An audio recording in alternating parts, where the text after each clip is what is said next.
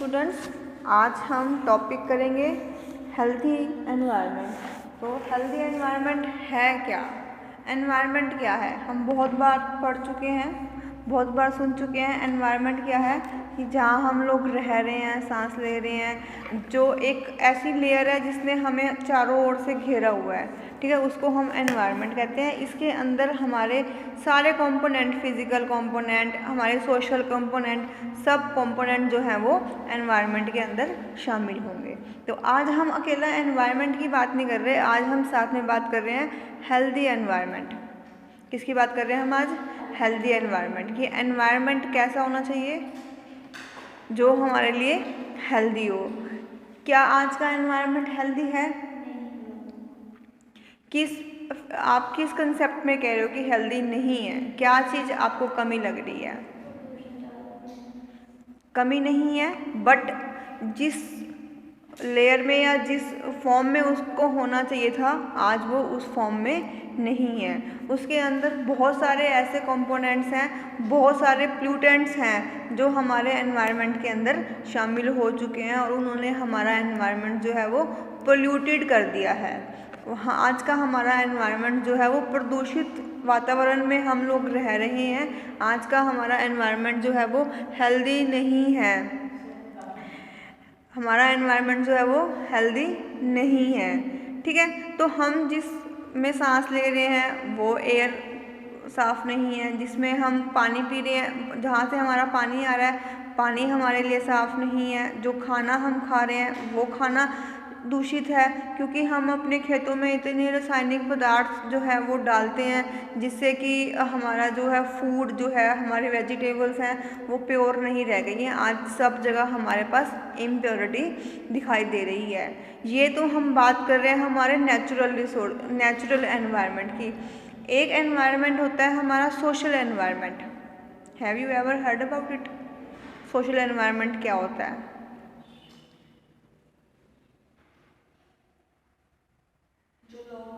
जो लोग हमारे आसपास रह रहे हैं, जिस एनवायरनमेंट, जो सोसाइटी में हम रह रहे हैं, तो वो सोसाइटी भी जो है पोल्यूटेंट है, वो भी स्वस्थ नहीं है। वो भी वहाँ पर भी हम अपने आप को सिक्योर फील नहीं कर रहे हैं। तो हमारा नेचुरल एनवायरनमेंट भी और हमारा सोशल एनवायरनमेंट भी जो है दोनों ही प्रदूषित हैं, और इन दोनों को आप एक इंडिविजुअल की तरफ से सही नहीं कर सकते। उसके लिए हमें कलेक्टिव मेजर्स जो हैं वो कलेक्टिवली ही हमें मिलकर काम करना पड़ेगा, तभी वो हमारा दोनों एनवायरनमेंट तभी हमारे सुधर सकते हैं। नेचुरल एनवायरनमेंट जिस फॉर्म में होना चाहिए, अगर हम उसको उस फॉर्म में लाएं तो बहुत लंबा टाइम जो है वो लग सकता है। इतना लंबा टाइम हमारे पास अभी नहीं है कि हम स्टार्टिंग से स्टार्ट करें, लेकिन हम अपनी कुछ एक्टिविटीज़ को कंट्रोल करके या अपनी एक्टिविटीज़ को चेक करके हम दोनों ही एनवायरनमेंट को सेफ और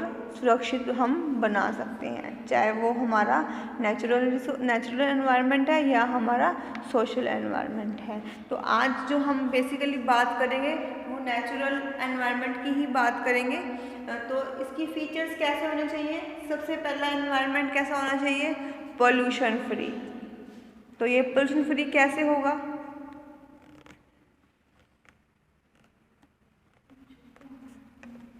कि जब हमारे एनवायरनमेंट के एयर के अंदर पोल्यूटेंट्स जो पोल्यूशन को बढ़ा रहे हैं वो कम होंगे।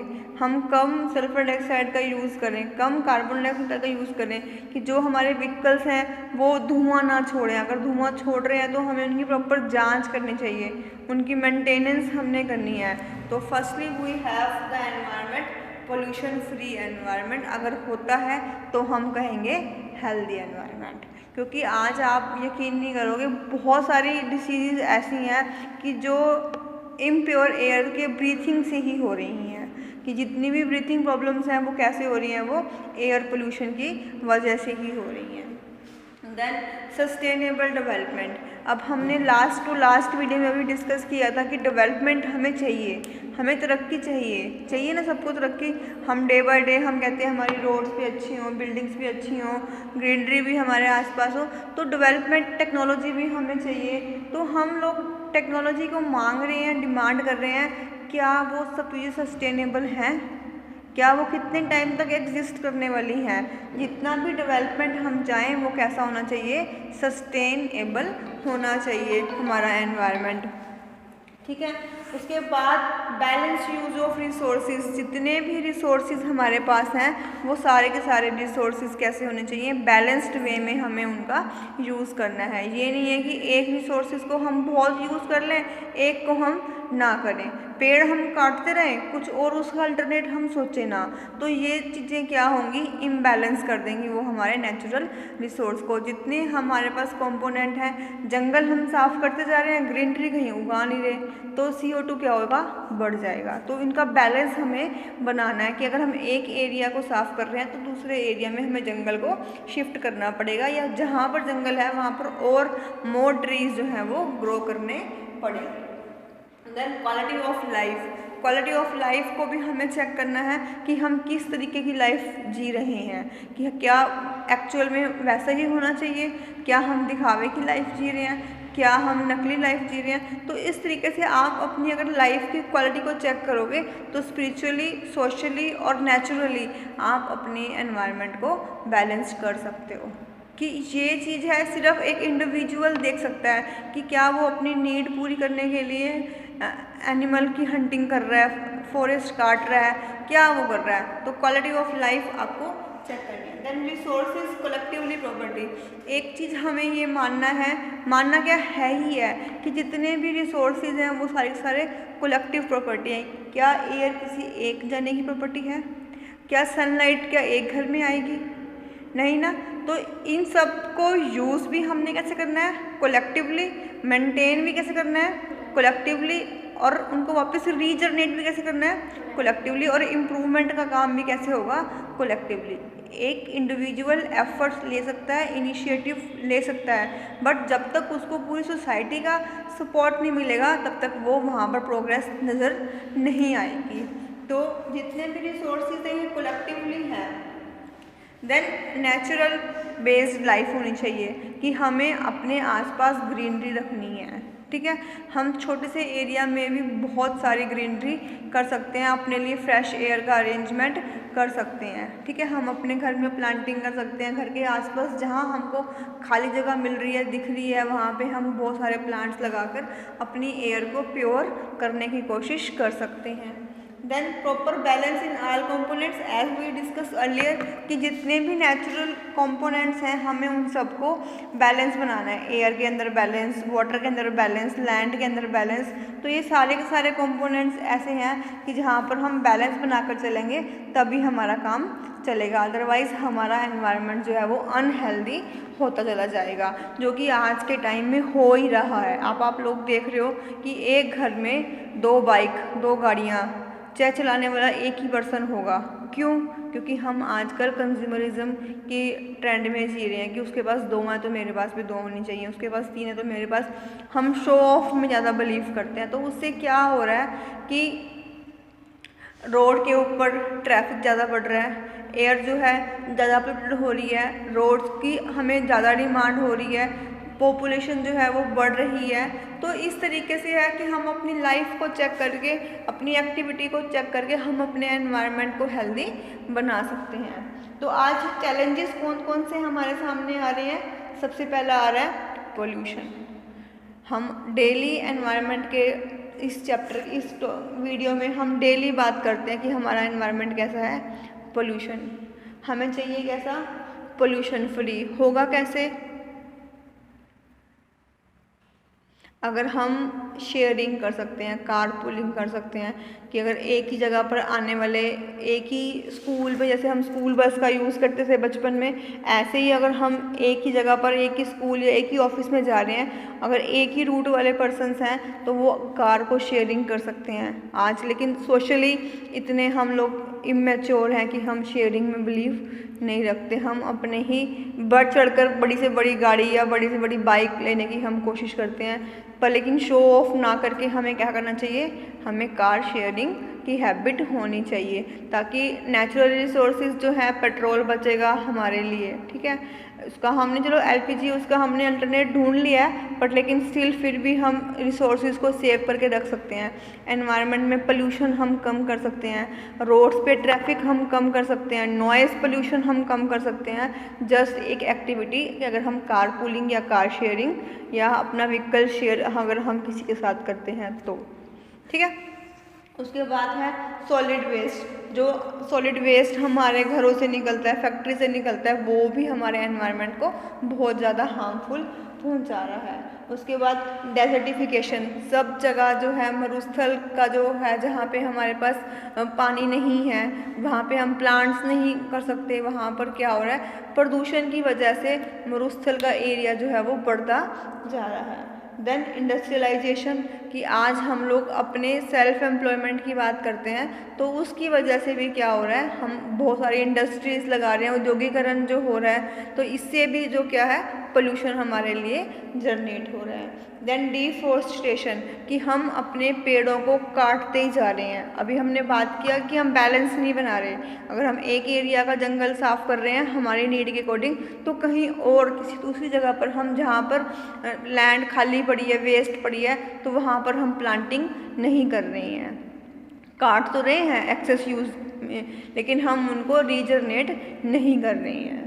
तो अर्बनाइजेशन है, आज का मॉडर्न एज है, औद्योगिकरण के कारण जो है शहरीकरण हो रहा है, लोग गांवों को छोड़ कर शहरों की तरफ जा रहे हैं, तो शहरों का एनवायरनमेंट और बुरा हो रहा है। रहने के लिए जगह नहीं है, वहाँ पर ट्रांसपोर्ट बहुत ज़्यादा है, ओवर पॉपुलेशन हो रही है, वहाँ पर छोटे से एरिया में इतने लोग रह रहे हैं। अगर आपको कभी चांस मिले दिल्ली जाकर देखो, 2-2 फुट 3-3 फुट इतनी कम एरिया में भी लोग अपने आप को सर्वाइव करने के लिए मजबूर हैं।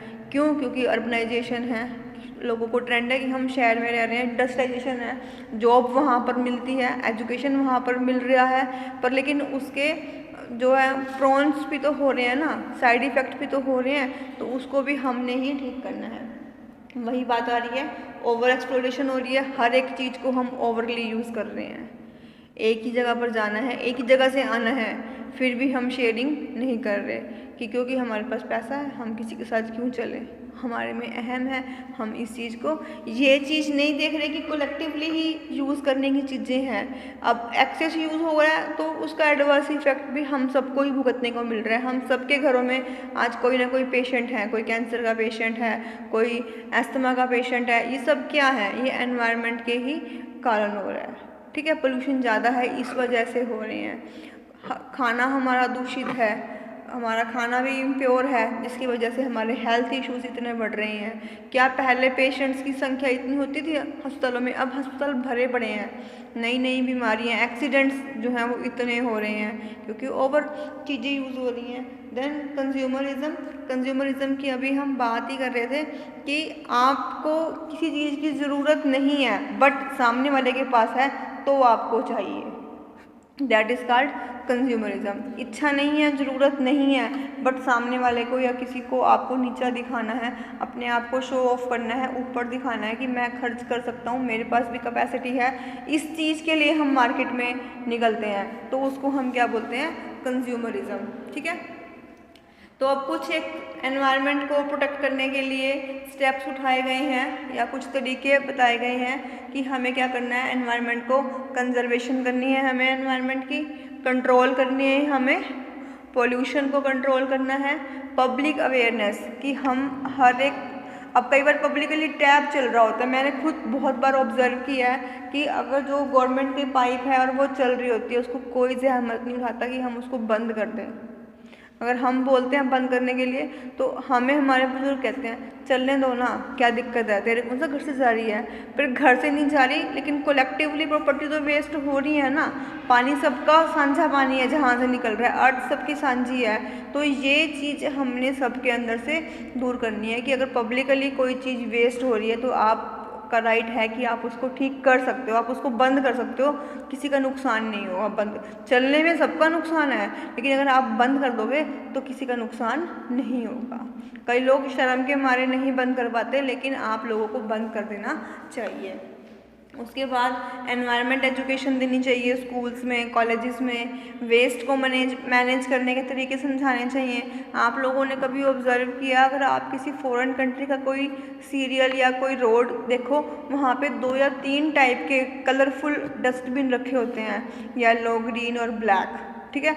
तो वो लोग अपने घरों में भी सेम ऐसे ही वेस्ट को मैनेज करते हैं कि जो रिसाइकिल होने वाला है उसको अलग, जो नहीं होने वाला उसको अलग, और जो बिल्कुल ही जो डिजिटलाइज जो है टेक्नोलॉजी वेस्ट है उसको अलग।